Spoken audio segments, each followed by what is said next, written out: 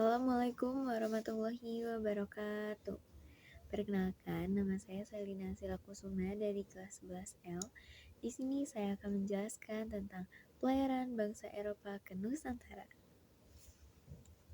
Latar belakang kedatangan bangsa Barat. Yang pertama, jatuhnya Konstantinopel pada 1453 ke tangan Turki Ottoman. Kedua, penemuan dan perkembangan baru di bidang teknologi maritim seperti karavel dan munculnya teori Kopernikus. Ketiga, buku catatan perjalanan Marco Polo dan adanya dorongan Gold, Glory, dan Gospel. Bangsa Eropa yang pertama kali melakukan pelayaran untuk mencari rempah-rempah ke Nusantara adalah Portugis dan Spanyol. Spanyol dan Portugis adalah pelopor pelayaran samudra. Spanyol lebih dulu berlayar, tetapi Portugis yang lebih dulu sampai ke Nusantara.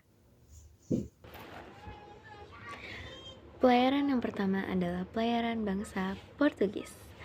Nah, pelayaran ini awalnya dilakukan oleh Bartolomeus Dias.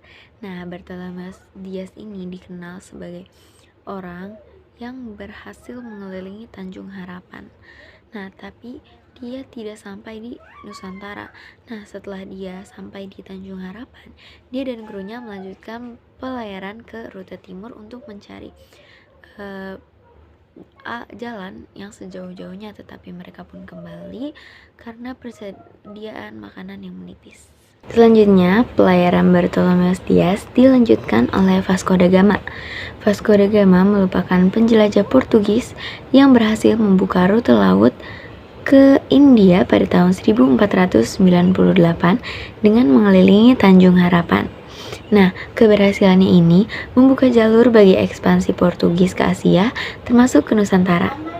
Nah, perjalanan ini sampai di Lisbon pada tahun 1497 mengikuti jejak Bartolomeus Dias. Kemudian, ia berlayar sampai ke Calicut, India pada tahun 1498. Nah, Vasco da Gama menetap cukup lama di Calicut, India. Kemudian, pelayarannya pun diteruskan oleh Alfonso Albuquerque, yang dimana Alfonso Albuquerque merupakan orang Portugis pertama yang berhasil menginjakan kaki di Nusantara pada tahun 1511, tepatnya di Malaka. Kemudian, ia kembali ke Portugis dan pelayarannya pun dilanjutkan oleh Antonio de Abreu dan Francisco Serrao. Antonio de Abreu dan Francisco Serrao melanjutkan pelayaran Alfonso Albuquerque. Mereka melanjutkan pelayarannya dari Malaka ke Maluku. Nah, mereka sempat singgah di Hitu, Pulau Ambon, dan menjalin persahabatan dengan Ternate yang sedang bermusuhan dengan Tidore. Nah, di sana dia menjalin persahabatan dan mendapatkan banyak cengkih dan pala. Kemudian mereka kembali ke Eropa dan menjualnya dengan harga yang sangat mahal. Yang kedua, pelayaran bangsa Spanyol. Seperti yang sudah saya bilang di awal, bangsa Spanyol melakukan pelayaran lebih dulu dibanding bangsa Portugis. Nah, pelayaran bangsa Spanyol ini awalnya dipimpin oleh Christopher Columbus yang melakukan perjalanannya pada tahun 1492. Nah, ia berlayar ke arah barat menuju ke San Salvador, lalu berhenti di Karibia. Ia melanjutkan pelayarannya kembali menuju ke Haiti. Nah, ia merasa berhasil. Kemudian ia kembali ke Spanyol dan melapor kepada Ratu Isabella. Kemudian, pada tahun 1502, dia kembali melakukan pelayaran dengan berharap menemukan Selat Malaka. Nah, ia berlayar hingga ke Jamaika, Costa Rica, Honduras, Panama, dan lain sebagainya. Pada akhirnya Bartolomeus Dias tidak mencapai Nusantara. Kemudian pelayarannya diteruskan oleh Ferdinand Magelhaens dan Juan Sebastian Elcano. Ferdinand Magelhaens melanjutkan pelayaran ke rute timur karena Columbus tidak bisa mencapai Nusantara. Nah, Ferdinand Magelhaens sampai di Filipina, tetapi ia malah mati terbunuh di sana.